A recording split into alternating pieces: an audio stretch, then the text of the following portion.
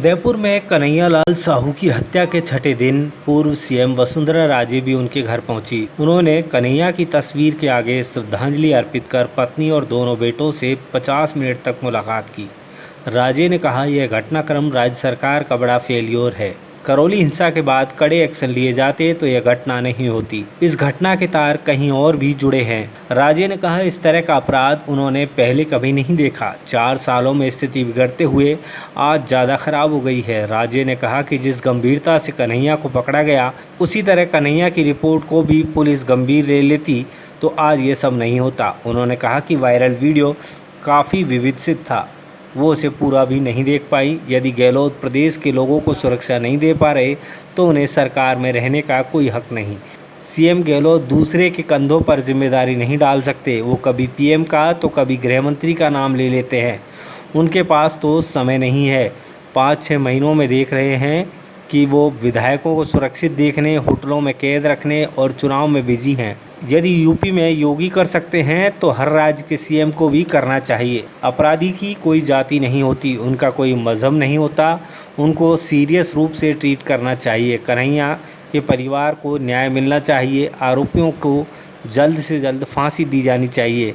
हमें पूरा विश्वास है कि बिना आलस किए लीगल तरीके से जल्द न्याय होगा। मैं समझती हूँ कि ऐसा हॉरिबल जघन्य अपराध मुझे तो अपने समय में देखने को नहीं मिला। और उसी मूड में शायद आप लोग भी होंगे। और आज मैं समझती हूँ कि ये इसीलिए हम लोगों के लिए ये एक बहुत ही इम्पोर्टेंट मोमेंट है। तो इसलिए सबसे पहले तो मैं कन्हैया जी को अपने मने श्रद्धा सुमन अर्पित करना चाहूंगी और ये भी प्रार्थना करती हूँ कि ईश्वर उनकी आत्मा को शांति दे और उनके परिवार को मैंने इस बड़े सदमे को समझो सहन करने की शक्ति उनके परिवार को दें। इसका थोड़ा सा अपन विश्लेषण करेंगे या सोचेंगे इसके बारे में, तो ये बात निकल के आती है कि जो आज की सरकार है और जो उनका तंत्र है वो पूरी तरह से फेल हुआ है। अशोक गहलोत जी आज हमारे राजस्थान प्रदेश के मुख्यमंत्री भी हैं और यहाँ के होम मिनिस्टर भी हैं। और जो हम लोगों को पिछले 4 साल के अंदर डिस्ट्रिक्ट में डिविजन्स के अंदर क्राइम की स्थिति को देखने को मिल रहा है, करते करते करते आज आप इस लेवल पे पहुंच गए हो। मैं समझती हूँ इससे वर्स्ट तो सिचुएशन हो ही नहीं सकती। इस घटने के बारे में तो मैं आपको क्या बताऊं, पर फिर भी एक इसको ब्रीफ करने की जरूरत तो है। शुरू तो ये 9-10 तारीख जून की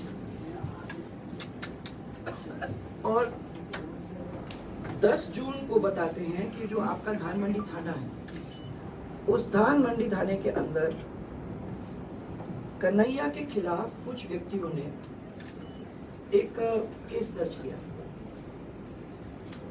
पुलिस गई दूसरे दिन और उन्होंने कन्हैया को वहां से अरेस्ट किया, बिठाया। पहले बिठाने के बाद फिर उसको अरेस्ट दिखाया। फिर उसकी सब लोगों ने प्रेशर डाला, पूरे समाज के लोग वहां पहुंचे, पूछा कि भाई उन्होंने क्या किया है। और जब उन्होंने सबने प्रेशर डाला तो उसको रिलीज भी किया। उसकी जमानत हो गई, वो छूट के बाहर आ गया। 15 को उसने परिवार पेश किया कि भैया मेरे जिंदगी के लिए चिंता हो रही है, मेरे को डर लग रहा है, लोग आ रहे हैं जा रहे हैं और मैं अपने जीवन के लिए चिंतित हूँ करके उसने व्यवहार के बारे में बताया कि मेरा इनका बड़ा संदिग्ध व्यवहार है, इसीलिए मैं चिंतित हूँ। फिर उसने कहा पुलिस वालों के पास जाके कि भाई मेरी जान का खतरा है, तो उसको बचाने के लिए आप हमें सुरक्षा दे दें, परंतु जो सीरियसनेस के साथ वो केस उसके खिलाफ रजिस्टर किया गया था, उसी सीरियसनेस के साथ जो उसने अपना दर्ज किया था, उसके लिए जितने सीरियसली मामला लेना चाहिए था वो सीरियसली नहीं लिया गया। और पुलिस ने उसको कहा कि भाई कोई कार्रवाई तो करने वाले नहीं है और कोई सुरक्षा उपलब्ध कराने की जरूरत नहीं है। उन्होंने तो उस मामले को सीरियसली लिया ही नहीं और उन्होंने ये भी कह दिया उनको कि कुछ नहीं होगा, चिंता मत करो, ये तो ऐसी है, झगड़े होते रहते हैं मोहल्लों के अंदर और अपने को बैठ के इसको सॉर्ट आउट कर देनी चाहिए, इसका राजीनामा आप लोग कर लो और मामला सुलझ जाएगा, तुम लोग अपनी दुकानें खोल लो, सब मामला ठीक हो जाएगा। समझौता भी करा दिया। समझौते पे ही खुश नहीं हुए इन लोगों ने, तो आगे चल के मैं देख रही हूँ कि उससे लिखवा भी दिया कि मुझे ऐसी कोई प्रॉब्लम नहीं है और मैं कोई कार्रवाई नहीं चाहता। एक्चुअली मैं बेचारे आदमी को मैंने परिवार से पूछा तो उन्होंने कहा कि हमको लगा कि हम लोग एक दूसरे के साथ रहते हैं उस इलाके के अंदर, मुझे तो लगा, हम लोगों को लगा ही नहीं कि ऐसी कोई बात होगी। बहुत सदियों से हम लोग साथ हैं, इसलिए हमने भी उसको ज़्यादा प्रेस नहीं किया। तो उसने अपनी दुकान 28 जून को खोल दी और आखिर में परिवार की, अभी मैं घर में होके आई हूँ, परिवार की जिम्मेदारी उसकी थी, उसकी तीनों बहनें, उसकी माँ, उसकी वाइफ, उसके दोनों बच्चे और फिर जो एक्सटेंडेड फैमिली है, जो भाई और भाई के बच्चे वगैरह सब, ये भाई उनसे छोटा था तो ये सब लोग इनको, मामा जी को एक्चुअली में बड़ा समझ के डिसीजन मेकिंग पावर्स परिवार के उसके पास थे, तो वो जिम्मेदारी उसकी थी कि किस तरीके से जीवन यापन करें, परिवार को का पालन पोषण करें। तो दुकान तो खोलनी ही थी, इनने दुकान खोली। 28 जून को ही ये हत्यारों ने आके नाप के बहाने जिस निर्ममता से उसकी हत्या की है, मैं तो ये वायरल हुआ, फिर उस अपने खुद की तस्वीरें निकाली, उसको वीडियो उसका खींचा और फिर उसको वायरल किया। मैंने कोशिश की उसको देखने की, परंतु आई प्रॉमिस मैं तो उसको आगे देख नहीं सकती। और मैं समझती हूँ कि इसमें से बहुत सारे लोग आप में से भी होंगे जो उसको आगे 1 मिनट 1.5 मिनट के बाद फिर देख नहीं सकते। अब मेरा मानना है कि अगर गहलोत जी की सरकार के अंदर के जो पुलिस वाले हैं उसको सुरक्षा दे देते तो शायद उसकी ये हालत ही नहीं होती और हम लोगों को ऐसी घटना के बारे में ना तो सुनना या जिन्होंने वायरल वीडियो को देखा है देखने की जरूरत ही नहीं होती। जो भी अपने प्रदेश के अंदर रहते हैं, हम लोग जो भी रहते हैं, किसी भी लेवल के लोग हों, एक हमारा फंडामेंटल राइट है कि we be given the right to live और नेचुरली सुरक्षा उसके साथ हैंड इन हैंड जाती है। अगर हम अपने लोगों को सुरक्षा नहीं दे सकते तो फिर हमको सरकार में रहने का किसी भी तरीके से हक नहीं है। और मुझे याद है कि इन्होंने कहा था कि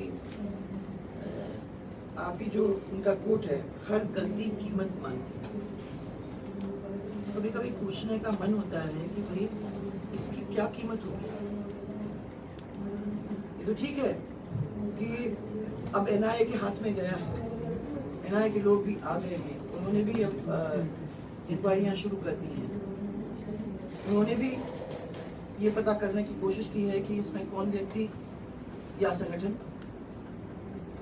या समूह और तार कहाँ तक जा रहे हैं, किस किस से जुड़े हैं, उन्होंने भी पता करने का ये एक मसला शुरू कर दिया है। परंतु हम ये पूछ रहे हैं कि हमारे लोगों को, इस राजस्थान प्रदेश के लोगों को सुरक्षित रखने का क्या काम और किस तरीके से 4 साल से जनता चिल्ला रही है, किस तरीके से हम सबको सुरक्षित रखने का ये काम करेंगे। बार बार अपने कंधे से उसको उठा के कभी प्रधानमंत्री का नाम लेते हैं, कभी होम मिनिस्टर का नाम लेते हैं। हम एक दूसरे के कंधे के ऊपर उसको नहीं छोड़ सकते। हमको बैठ के अपने जिम्मेवारी को अपने लेके और उसको अपने लेवल के ऊपर सॉर्ट आउट करने की कोशिश करनी, परंतु समय मिले तब ना। तो जो 5-6 महीने से हम देखते आ रहे हैं, तो पहले अपने एमएलए को सुरक्षित रखने में, उनको होटल्स में कैद करने में, उसके बाद इलेक्शन के अंदर, उसके बाद वहां भी कैद करके रखने का, उस इलेक्शन को जीतने का। 4 साल से मैंने कोई कम क्राइम्स नहीं हुए हैं। क्राइम्स अगेंस्ट विमेन है, क्राइम्स अगेंस्ट एससीज हैं, मर्डर्स हैं, क्या क्या नहीं हुए हैं। परंतु ये सब पॉलिटिक्स में अपन इतने बिजी हो जाते हैं कि अपने को समय ही नहीं मिला इस चीज को एक्चुअली में सीरियसली देखने की। अगर योगी जी वहां कर सकते थे, तो हर चीफ मिनिस्टर का राइट है कि वो यहाँ करे। कि क्रिमिनल्स का नाम नहीं होता है, ना उनकी जात होती है, ना उनकी मजहब होती है। क्रिमिनल्स को क्रिमिनल के हिसाब से ट्रीट करने की जरूरत है, और इतने स्ट्रांगली ट्रीट करने की जरूरत है कि क्राइम कभी भी अपने क्षेत्र के अंदर कमिट ना हो। ऐसी परिस्थिति अपने को लाने की जरूरत है। अब ये बच्चों से हमने बात किया। हाँ, आगे चल के हमको किन चीजों की जरूरत होगी, उसके लिए हमने कुछ मांग रखी है। वो मांग से तो आप अच्छी तरह से वाकिफ हो, परंतु दिल जल रहा है, और हमारा ये कहना है कि ये सब मांगे बाद में, सबसे पहले हमको न्याय दिलाने का काम करो। जिन व्यक्तियों ने इस तरीके से निर्मम हत्या सबके सामने की है, अब पुलिस वाले कहेंगे हमको प्रूफ दो, इससे ज्यादा क्या प्रूफ मिलेगा? वो तो वीडियो वायरल है, उन्होंने किसने छिपाने की बात नहीं की है। और आप कह रहे हो कि एनआईए देख रहा है, तो एनआईए संभाल लेगा, एनआईए संभालेगा, परंतु ये मामला रेगुलर लीगल रास्ते से भी जाएगा। परंतु मैं समझती हूँ कि जल्दी से जल्दी थ्रू कोर्ट इस मामले को राइट लेवल पे लाने की जरूरत है, और ऐसे लोगों को फांसी दिलवाने की जरूरत है। It is a question of crime, और ओपनली क्राइम। हम आपके पीछे दौड़ नहीं रहे हैं, हम ढूंढ नहीं रहे हैं किसी को, हम बता रहे हैं कि हमने किया है, क्या कर लोगे। तो इसमें ये सब चीजें जोड़ने की जरूरत नहीं है। जिसने जान ली है उसको उतना ही पनिश करने की जरूरत है। इसलिए मुझे विश्वास है कि ये जाएगा लीगैलिटी के थ्रू, और प्लीज जल्दी से जल्दी, जिस तरीके से अभी उन लोगों ने आलस बरता, उसकी जगह में अगर वो जल्दी करके और उसको कोर्ट के थ्रू लाके सही जगह पे पहुंचाने का काम करेंगे, तभी मैं समझती हूँ कि यहाँ के लोगों को, यहाँ के लोगों को, या दुकान वालों को, यहाँ के रहने वालों को, पूरे प्रदेश को, और आगे चल के देश को ये समझ में आएगी कि हाँ, कोई ऐसा मुख्यमंत्री था जिसने इसको करने की कोशिश की, और ये करना मैं समझती हूँ। क्योंकि राजस्थान का कल्चर नहीं है भाई, आप लोगों ने सबने देखा होगा, मैं तो कभी देखा नहीं है। राजस्थान का कल्चर नहीं है।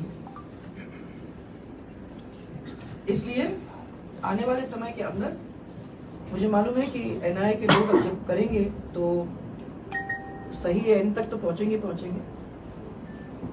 अगर आपको हमारी यह वीडियो पसंद आई हो तो लाइक, शेयर एंड सब्सक्राइब जरूर करें, और बेल आइकन को दबाना ना भूलें, ताकि आपको आपके इलाके और प्रदेश की खबरें सबसे पहले मिलें।